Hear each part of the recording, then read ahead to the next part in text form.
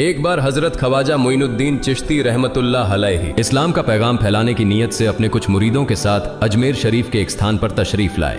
जिस मुकाम पर हजरत ख्वाजा मोइनुद्दीन चिश्ती रहमतुल्लाह अलैहि ने क़याम किया, वहां के करीब ही एक बड़ा तालाब था जिसे स्थानीय हिंदू लोग अनासागर कहते थे। उस दौर में इस तालाब की वसात और पवित्रता के कारण हिंदू समाज में इसका बहुत एहतराम किया जाता था। उनका यह अकीदा था कि जो शख्स दिन भर गुनाह करने के बाद इस तालाब में गौस्ल करता है, उसके तमाम गुनाह धुल जाते हैं। इसी वजह से वे इस तालाब को हमेशा दियों से सजाए रखते थे। कहा जाता है कि इस तालाब में हर रात दिए जलाने के लिए तकरीबन 3 मन तेल की जरूरत होती थी। तालाब की पवित्रता के कारण वहां सभी हिंदुओं को दाखिल होने की इजाजत नहीं थी। सिर्फ आला तबके के ब्राह्मण ही वहां गौस्ल कर सकते थे और तालाब के पानी को छू सकते थे। उनका यह मानना था कि अगर ब्राह्मणों के अलावा कोई और तालाब के पानी को छू ले तो पानी नापाक हो जाएगा। हजरत ख्वाजा मोइनुद्दीन चिश्ती रहमतुल्लाह अलैहि और उनके मुरीद लंबे सफर से थके हुए थे। कुछ देर आराम फरमाने के बाद जब नमाज का वक्त हुआ तो ख्वाजा मोइनुद्दीन चिश्ती रहमतुल्लाह अलैहि ने हजरत बख्तियार काकी रहमतुल्लाह अलैहि को अजान देने का हुक्म दिया। हुक्म पाकर हजरत बख्तियार काकी रहमतुल्लाह अलैहि ने अजान देना शुरू किया। उस वक्त हिंदुस्तान में तौहीद का पैगाम और अजान के अल्फाज किसी ने नहीं सुने थे। जब लोगों ने पहली बार अजान के अल्फाज सुने तो उनके दरमियान हलचल मच गई। लोग अपने घरों से बाहर आकर एक दूसरे से कहने लगे, ये फकीर लोग कहां से आ गए और ये क्या पढ़ रहे हैं। अजान खत्म होने के बाद हजरत ख्वाजा मोइनुद्दीन चिश्ती रहमतुल्लाह अलैहि और उनके साथियों ने अनासागर तालाब पर जाकर वुजू करना शुरू किया। जब हिंदू पुजारियों ने देखा कि एक अजनबी दरवेश उनके मखसूस तालाब का इस्तेमाल कर रहा है तो उनके दिल में गुस्से की आग भड़क उठी। एक पुजारी बोला, यह दरवेश कहां से आ गया? बिना हमारी इजाजत के इसने हमारे पाक तालाब को हाथ लगा दिया। हम इस तालाब को कितना मुकद्दस मानते हैं और इन मुसाफिरों ने इसे नापाक कर दिया है। इसका कोई हल निकालना ही होगा। इसके बाद हजरत ख्वाजा मोइनुद्दीन चिश्ती रहमतुल्लाह अलैहि ने तमाम साथियों के साथ मिलकर जमात के साथ नमाज अदा की। लोग ये मंजर देखने लगे और कहने लगे, ये तो कोई अजीब फकीर है। हमारे मंदिरों में सब देवी देवता मौजूद हैं और ये उनकी इबादत न करके किसी नए खुदा की इबादत कर रहा है। अगर मंदिर के बाहर भी कोई खुदा है तो उसे भी मंदिर में रखा जाना चाहिए ताकि लोग उसकी भी पूजा कर सकें। शाम ढलने लगी। शाम होते ही राजा पृथ्वीराज के ऊंटों के चरवाहे अपने ऊंट लेकर उस जगह पहुंचे। इत्तेफाक से हजरत ख्वाजा मोइनुद्दीन चिश्ती रहमतुल्लाह अलैहि उसी जगह पर तशरीफ फरमा थे जहां आमतौर पर राजा के ऊंट आराम किया करते थे। चरवाहों ने देखा कि एक दरवेश का काफिला उनके मुकाम पर आकर बैठा है। उन्होंने हजरत ख्वाजा मोइनुद्दीन चिश्ती रहमतुल्लाह अलैहि और उनके साथियों से कहा, अरे फकीर बाबा, आप कहां से तशरीफ लाए हैं और यहां आकर बैठ गए? क्या आपको मालूम नहीं कि यहां रोजाना राजा पृथ्वीराज के ऊंट आराम फरमाते हैं? राजा के ऊंट यहां आराम करते हैं। ये जानते हुए भी आपने यहां बैठने की जुर्रत कैसे की? हजरत ख्वाजा मोइनुद्दीन चिश्ती रहमतुल्लाह अलैहि ने उन चरवाहों को नरमी से जवाब दिया, बाबा, हम मुसाफिर हैं और अनजान हैं। हमें मालूम नहीं था कि इस मुकाम पर राजा के ऊंट आराम करते हैं। चूंकि हम पहले ही यहां रात गुजारने का इरादा कर चुके हैं। तुम अपने ऊंटों को आज किसी और जगह आराम देने ले जाओ। आसपास बहुत सी जगहें हैं। हजरत ख्वाजा मोइनुद्दीन चिश्ती रहमतुल्लाह अलैहि का जवाब सुनकर पृथ्वीराज के चरवाहे बोले, फकीर की हिम्मत तो देखो, कहता है कि राजा के ऊंटों को कहीं और ले जाएं और खुद यहां बैठे रहेंगे। फकीर बाबा, यह तो हरगिज मुमकिन नहीं है। राजा के ऊंट अपने ही मुकाम पर बैठेंगे। यह कहकर चरवाहों ने हजरत ख्वाजा मोइनुद्दीन चिश्ती रहमतुल्लाह अलैहि और उनके साथियों को वहां से उठाने के लिए दुर्व्यवहार करना शुरू कर दिया। हजरत ख्वाजा मोइनुद्दीन चिश्ती रहमतुल्लाह अलैहि बहुत ही सरल स्वभाव के थे। जब उन्होंने देखा कि चरवाहे दुर्व्यवहार कर रहे हैं तो उन्होंने बख्तियार काकी रहमतुल्लाह अलैहि से कहा, बख्तियार, हम यहां बैठकर क्या करेंगे? जब राजा के ऊंटों को यहीं बैठाना है तो रहने दो, ऊंट यहीं बैठे, हम यहां से जा रहे हैं। यह कहकर हजरत ख्वाजा मोइनुद्दीन चिश्ती रहमतुल्लाह अलैहि अपने साथियों के साथ वहां से चले गए। अगली सुबह जब ऊंटों को फिर से चरागाह में ले जाने का समय आया तो चरवाहे ऊंटों को उठाने की कोशिश करने लगे, लेकिन बार बार कोशिश के बावजूद वे ऊंटों को उठा नहीं सके, क्योंकि अल्लाह के वली हजरत ख्वाजा मोइनुद्दीन चिश्ती रहमतुल्लाह अलैहि ने कहा था कि ऊंट यहीं बैठेंगे। अल्लाह रब्बुल आलमीन ने उनकी यह दुआ कबूल कर ली थी और ऊंटों को आदेश दिया था कि जब तक मोइनुद्दीन चिश्ती खुद नहीं कहेंगे तब तक वे यहीं बैठे रहेंगे। इसके बाद चरवाहे ऊंटों के न उठने का कारण जानने लगे। उनमें से एक नेक चरवाहा था जिसने कहा, क्या तुम्हें याद है कि हमने कल यहां से एक दरवेश को उठाया था? जाते जाते उन्होंने कहा था कि हम जा रहे हैं, राजा के ऊंट यहीं बैठेंगे। मुझे लगता है कि उनके कहे शब्दों के कारण ही राजा के ऊंट उठ नहीं पा रहे हैं। शायद वह कोई बड़े वली हैं या अल्लाह का कोई अवतार है। इस बात को महामहिम राजा के समक्ष रखते हैं। इसके बाद चरवाहे पृथ्वीराज के पास पहुंचे और हाथ जोड़कर निवेदन किया, महाराज, हमने बहुत कोशिश की, लेकिन आपके ऊंटों को उनके स्थान से नहीं उठा सके और उन्हें चरागाह में घास चराने नहीं ले जा पा रहे हैं। राजा पृथ्वीराज ने आश्चर्य से पूछा, क्या ऊंटों को कोई बीमारी है जिस कारण वे उठ नहीं पा रहे? चरवाहों ने कहा, महाराज, ऊंट पूरी तरह स्वस्थ हैं, उन्हें कोई बीमारी नहीं है।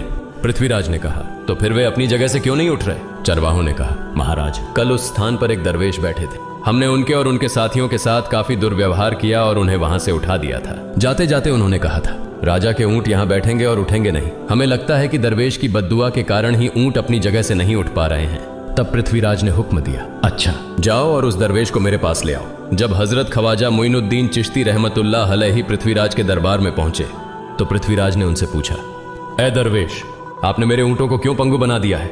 मेरे ऊंट भूखे मर रहे हैं, कृपया अपना जादू उनसे हटा लें। अगर जादू नहीं हटाया तो मेरे ऊंट भूखे मर जाएंगे।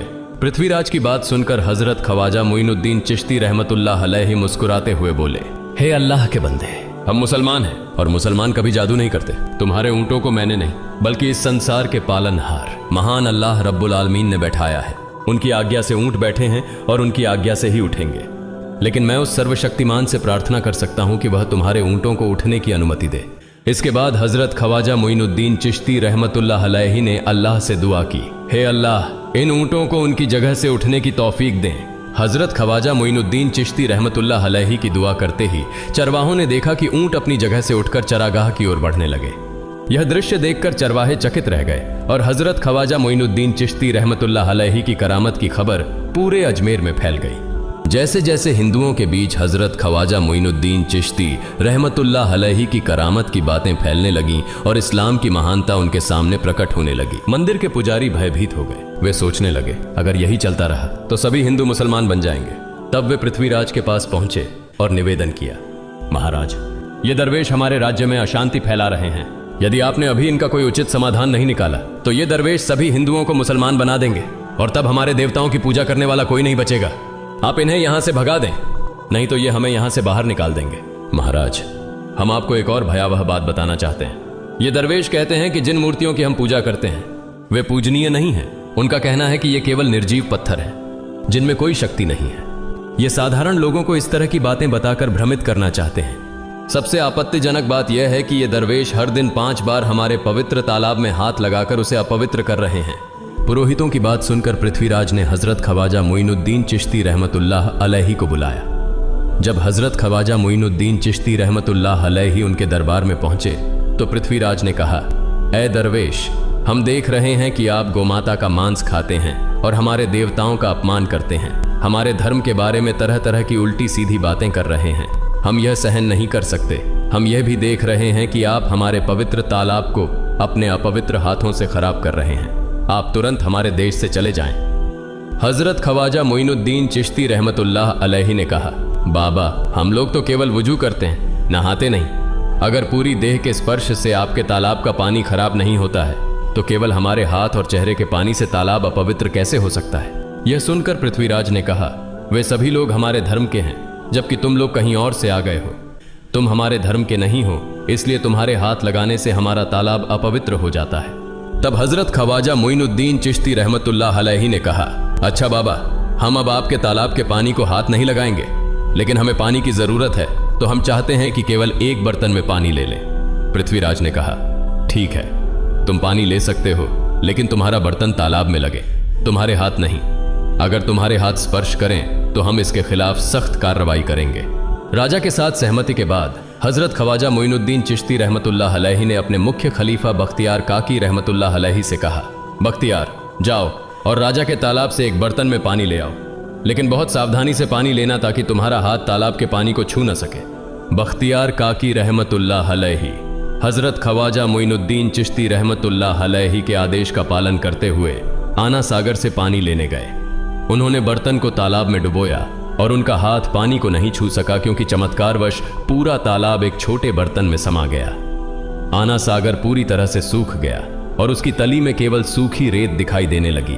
जब पुरोहितों ने देखा कि उनके पवित्र तालाब में एक भी बूंद पानी नहीं बची है और वह मरुस्थल की तरह सूख गया है तो वे घबराते हुए राजा पृथ्वीराज के पास गए और बोले, महाराज, यह तो भारी संकट हो गया है। पृथ्वीराज ने पूछा, क्या हुआ?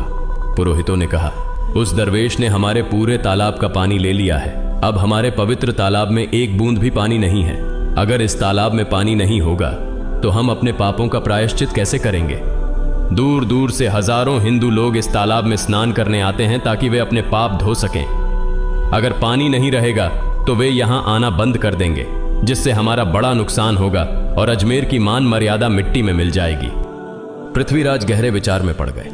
वे हजरत ख्वाजा मोइनुद्दीन चिश्ती रहमतुल्लाह अलैहि के खिलाफ कोई कठोर कदम उठाने से झिझक रहे थे, क्योंकि उन्हें आशंका थी कि अगर उन्होंने दरवेश के खिलाफ सैनिक भेजे और दरवेश ने सैनिकों पर भी जादू कर दिया तो उनकी परेशानी और बढ़ जाएगी। इसलिए उन्होंने कहा, तुम लोग जाओ और उस दरवेश को मेरे पास बुला कर लाओ।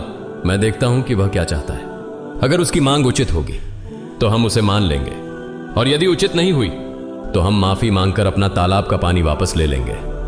जब हजरत ख्वाजा मोइनुद्दीन चिश्ती रहमतुल्लाह अलैहि पृथ्वीराज के दरबार में पहुंचे तो पृथ्वीराज ने कहा, ऐ बाबा, आपने हमारे तालाब का सारा पानी ले लिया है। हम अपने पापों का प्रायश्चित कैसे करेंगे? पूरे दिन के पाप हम इस तालाब में स्नान करके धोते हैं। अगर तालाब में पानी नहीं होगा तो हम अपने पाप कैसे धोएंगे? हजरत ख्वाजा मोइनुद्दीन चिश्ती रहमतुल्लाह अलैहि ने उत्तर दिया, देखो बाबा, तुम्हारे पास आना सागर है, पर दुनिया के हर कोने में ऐसा तालाब नहीं है, तो क्या वे लोग अपने पाप कैसे धोएंगे? पापों को धोने की ताकत इस तालाब के पानी में नहीं है। पापों को माफ करने वाला केवल अल्लाह है, जिसने आकाश, धरती और पूरी सृष्टि बनाई है। उसकी इजाजत के बिना एक पत्ता भी नहीं हिलता। इसलिए मैं तुम्हें इस भ्रम को छोड़कर सही राह पर आने की दावत देता हूं। वहां मौजूद हजारों हिंदू हजरत ख्वाजा मोइनुद्दीन चिश्ती रहमतुल्लाह अलैहि की बातें मंत्रमुग्ध होकर सुन रहे थे। इसके बाद उन्होंने कहा, जाओ बख्तियार, जिस बर्तन में तुमने तालाब का पानी लिया था उसे वापस तालाब में डालाओ। बख्तियार काकी रहमतुल्लाह अलैहि हजरत ख्वाजा मोइनुद्दीन चिश्ती रहमतुल्लाह अलैहि के हुक्म से आना सागर में बर्तन का पानी डालने गए। जैसे ही बर्तन का पानी तालाब में डाला, आना सागर फिर से पानी से लबालब भर गया। इस चमत्कार को देखकर वहां मौजूद कई हिंदुओं ने कलमा पढ़कर इस्लाम कबूल कर लिया। यह देखकर हिंदू पुरोहितों और पंडितों की चिंता बढ़ गई। वे पृथ्वीराज के पास गए और बोले, महाराज, यदि अब कोई उपाय नहीं किया गया तो सारे हिंदू मुसलमान हो जाएंगे। पृथ्वीराज ने कहा, मुझे सलाह दो, इस दरवेश का मुकाबला कैसे किया जा सकता है? पुरोहितों ने कहा, यह दरवेश एक बड़ा जादूगर है, इसलिए इसका मुकाबला भी जादू से करना होगा।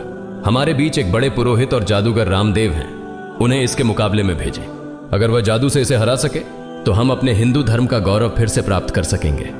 पृथ्वीराज ने रामदेव को बुलाकर कहा, रामदेव, मैं तुम्हें इस दरवेश को जादू से हराने की जिम्मेदारी दे रहा हूं। अगर तुम उसे हरा सके तो हम अपने धर्म का गौरव फिर से पा सकेंगे। रामदेव ने पृथ्वीराज को आश्वस्त करते हुए कहा, महाराज, आप चिंता न करें, इस दरवेश को हराना मेरे लिए बहुत आसान है।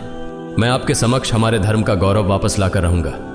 इसके बाद रामदेव अपने साथियों के साथ हजरत ख्वाजा मोइनुद्दीन चिश्ती रहमतुल्लाह अलैहि के सामने मुकाबले के लिए पहुंचा। उसने कहा, मोइनुद्दीन, अगर तुम में ताकत है तो मुझसे जादू का मुकाबला करो। मैंने तुम जैसे बहुत से जादूगरों को हराया है। तुम्हें हराना तो मेरे लिए साधारण बात है। हजरत ख्वाजा मोइनुद्दीन चिश्ती रहमतुल्लाह अलैहि ने उसकी बातों का कोई जवाब नहीं दिया। रामदेव ने देखा कि हजरत ख्वाजा मोइनुद्दीन चुप हैं, तो उसने गाली गलौज करना शुरू कर दिया। जब रामदेव अपनी हदें पार कर गया तो हजरत ख्वाजा मोइनुद्दीन ने उसकी आंखों में देखते हुए कहा, रामदेव, तू चिल्ला रहा है, लेकिन मैं तेरे माथे पर ईमान की रोशनी देख रहा हूं। हजरत ख्वाजा मोइनुद्दीन चिश्ती रहमतुल्लाह अलैहि की यह बात सुनते ही रामदेव कांपने लगा, और उसी क्षण अल्लाह रब्बुल आलमीन ने उसके दिल में ईमान की रोशनी डाल दी। रामदेव हजरत ख्वाजा मोइनुद्दीन चिश्ती के चरणों में गिर पड़ा और बोला, हे अल्लाह के वली, मैंने आपके साथ बहुत बेअदबी की है, मुझे माफ करें और मुझे कलमा पढ़ाकर इस्लाम की राह दिखाएं।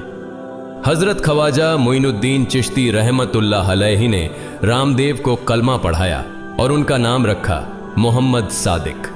इतिहास बताता है कि बाद में रामदेव मोहम्मद सादिक के रूप में एक बड़े अल्लाह के वली बन गए। प्रिय पाठकों, सोचें, जो रामदेव हजरत ख्वाजा मोइनुद्दीन चिश्ती को पराजित करने आए थे, वही अब उनके हाथ में हाथ देकर इस्लाम की शांति की छांव में आ गए। यह अल्लाह रब्बुल आलमीन का चमत्कार और शक्ति है, जो जिसे चाहे हिदायत दे सकता है। आमीन।